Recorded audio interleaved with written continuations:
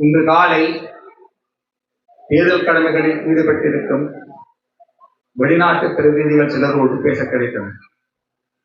அவர்களில் ஒருவர் கேட்டார், உங்களுடைய பொது வேட்பாளரை கூறும் பொழுது அவரை ஒரு குறியீடாக, அவரை ஒரு பொது நிலைப்பாடாகத்தான் உங்களுடைய அரசியல் கட்சி தலைவர்கள் குறிப்பிடுகிறார்கள். அவரை பெயர் சொல்லி குறிப்பிடுவதை விடவும் ஒரு பொது நிலைப்பாடு, ஒரு பொது இலட்சியம் என்றுதான் அவரை அழைக்கிறார்கள். அதன் பொருள் என்னவென்று கேட்டார். அதுதான் உண்மை. நான் இங்கே தமிழ் மக்கள் பொதுச்சபையின் பிரதிநிதியாகத்தான் வந்திருக்கிறேன், கட்சியின் பிரதிநிதியாக அல்ல. நாங்கள் இங்கே உங்களிடம் ஒரு கட்சிக்காக வாக்கு கேட்கவில்லை. அது போலத்தான் அந்த வெளிநாட்டு பிரதிநிதி கேட்டது போலத்தான் திரு அரியநேத்திரன் அவர்களும் தனக்காக வாக்கு சேர்க்க வரவில்லை, ஒரு கட்சிக்காகவும் வாக்கு சேர்க்க வரவில்லை. நமது கட்டமைப்புக்குள் 7 கட்சிகள் உண்டு. இந்த 7 கட்சிகளின் பிரதிநிதியாக அவர் வரவில்லை. அதே போல அவர் ஒரு கட்சி பாரம்பரியத்தில் வந்தவர். அந்த கட்சியின் பிரதிநிதியாகவும் அவர் வரவில்லை. அவர் தமிழ் பொது நிலைப்பாட்டின் பிரதிநிதியாக இங்கே வந்திருக்கிறார்.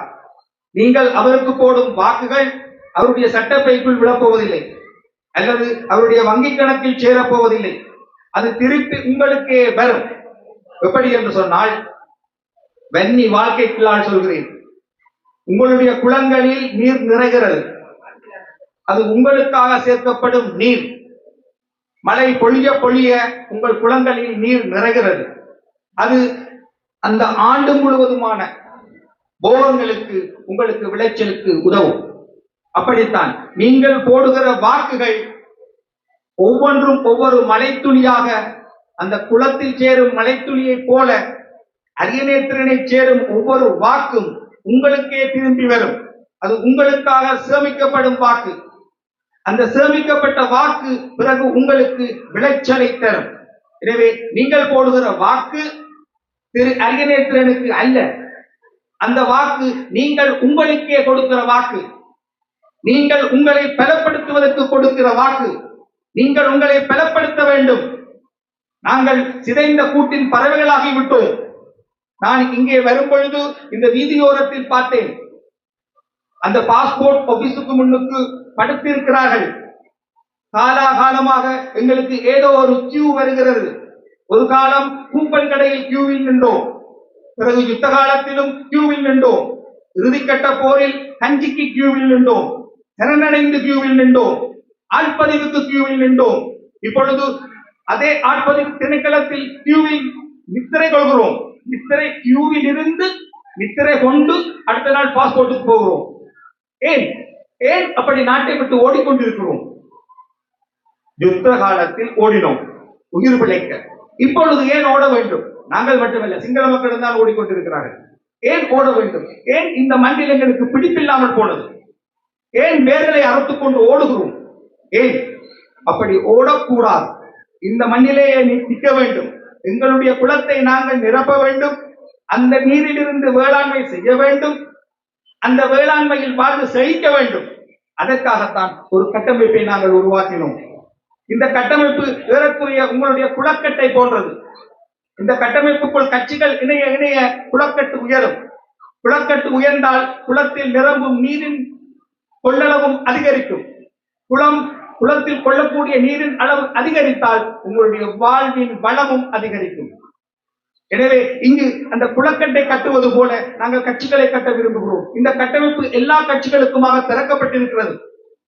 ஒரு தமிழ் பொது வேட்பாளரை வைத்து அந்த குளத்தை நிரப்ப முயற்சிக்கின்றோம். கடந்த 46 ஆண்டுகளாக நாங்கள் ஜனாதிபதி தேர்தலில் யாரோ ஒரு தென்னிலங்கை வேட்பாளருக்கு தான் வாக்களித்தோம். இந்த முறை நாங்கள் அதை மாற்றுவோம். நாங்களே எங்களுக்கு வாக்களிப்போம். எங்களை ஒரு தேசம் என்று நிரூபிப்போம். நாங்கள் ஒரு இனமாக திரள்வோம். தமிழ் மக்கள் ஒரு தேசமாக, இனமாக திரள்வது சிங்கள மக்களுக்கோ யாருக்குமோ எதிராக அல்ல. தமிழ் மக்கள் தங்களை பலப்படுத்துவது இந்த இலங்கை தீவை பலப்படுத்துவதற்காகத்தான். தமிழ் மக்கள் தங்களை ஒரு தேசமாக பலப்படுத்துவது என்பது இலங்கை தீவின் பல்லினத்தன்மையை பலப்படுத்துவதுதான். தமிழ் மக்கள் தங்களை பலப்படுத்தினால்தான் இலங்கை தீவின் பல்லினத்தன்மை பலப்படும். இலங்கை தீவின் பல்லினத்தன்மை பலப்பட்டால் தான் இலங்கை தீவுக்கு பாதுகாப்பு இருக்கும். எனவே தமிழ் மக்கள் தங்களை ஒரு தேசமாக பலப்படுத்துவது என்பது யாருக்கும் எதிராக அல்ல. யாருக்கும் எதிராக நாங்கள் தேசத்தை கட்டியெழுப்ப முடியாது. கடந்த 46 ஆண்டுகளாக நீங்களும் வாக்களித்துக் கொண்டிருக்கிறீர்கள். ஆனால் அவர்கள் உங்களுக்கு எதை தருகிறார்கள்? கடந்த 15 ஆண்டுகளாக நீங்கள் யாரோ ஒரு வெல்கிற அல்லது தோற்கிற ஜனாதிபதிக்குத்தான் வாக்களித்திருக்கிறீர்கள். ஆனால் அவர்கள் உங்களுக்கு என்னத்தை தந்தார்கள்? கடந்த 15 ஆண்டுகளிலும் கூட அவர்கள் விகாரைகளை கட்டுவதை நிறுத்தவில்லை, நிலத்தை பறிப்பதை நிறுத்தவில்லை. வவுனியாவின் எல்லையில் அமைந்திருக்கும் குக்கச்சான் குளம் அது காலபோக சேவையாக மாறிவிட்டது. அதில் கடந்த 31ஆம் தேதி பாதுகாப்பு அமைச்சின் செயலாளர் பௌத்த கட்டமானங்களை திறந்து வைத்தார். இப்பத்தான் போன மாதம் 31ஆம் தேதி. அவர்கள் விகாரைகளை கட்டிக்கொண்டே இருக்கிறார்கள். நீங்களோ வாக்களித்துக் கொண்டிருக்கிறீர்கள். அவர்கள் ஒவ்வொரு செங்கல்லாக கட்டிக்கொண்டே இருக்கிறார்கள். நீங்களோ வாக்களித்துக் கொண்டிருக்கிறீர்கள். அவர்கள் மயிலத்தமடிவிலும் மாதமையிலும் ஒவ்வொரு பசுவாக கொண்டு கொண்டிருக்கிறார்கள். நீங்களோ வாக்களித்துக் கொண்டிருக்கிறீர்கள். எனவே இந்த முறை நீங்கள் உங்களுக்கே வாக்களியுங்கள். அரியநேத்திரன் ஒரு அப்பாவி மனிதர். அவர் ஒரு சண்டைக்காரர் இல்லை. என்னுடைய நண்பர் ஒருவர் சொல்வார், சுமந்திரன் ஒரு வீரப்பனாக மாறி அரியநேத்திரனை எம்ஜிஆராக மாற்றிவிட்டார். அதுதான் உண்மை. இப்பொழுது இந்த தேர்தல் களத்தில் கதாநாயகன் வில்லன் என்ற அந்த இருதுருவம் வந்துவிட்டது. அது தமிழ் மக்கள் மத்தியில் ஓடும்.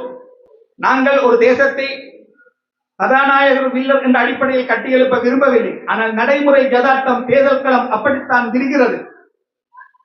இங்கு அரியநேத்திரன் கதாநாயகனாக்கப்படுகிறார். ஆனால் அவர் எந்த வில்லனுக்கும் எதிராக இந்த தேசத்தை கட்டியெழுப்ப வரவில்லை, உங்களை திரட்ட வரவில்லை. ஆனால் யதார்த்தத்தில் அப்படி வந்துவிட்டது. இந்த இடத்தில் என்னுடைய நண்பர் ஒருவர் கேட்டார், சரி அவர் நம்பியார், இவர் எம்ஜிஆர், யாரு நாகேசன்? யாரு நாகேஷ் என்பதை தீர்மானிக்க வேண்டியது நீங்கள். 21ஆம் தேதி யாரு வடிவேலு, யாரு நாகேஷ் என்பதை நீங்கள் தீர்மானியுங்கள். நீங்கள் அளிக்கும் வாக்கு குளத்தை நிரப்பும். அது உங்களை நிரப்பும்.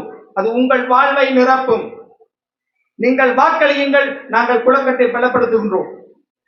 நீங்கள் வாக்களியுங்கள், அது உங்கள் வாழ்வை நிரப்பும். வாக்களிப்பதன் மூலம் யாரு கோமாளி, யாரு வடிவேலு, யாரு நாகேஷ் என்பதை நீங்கள் நிரூபியுங்கள். நன்றி.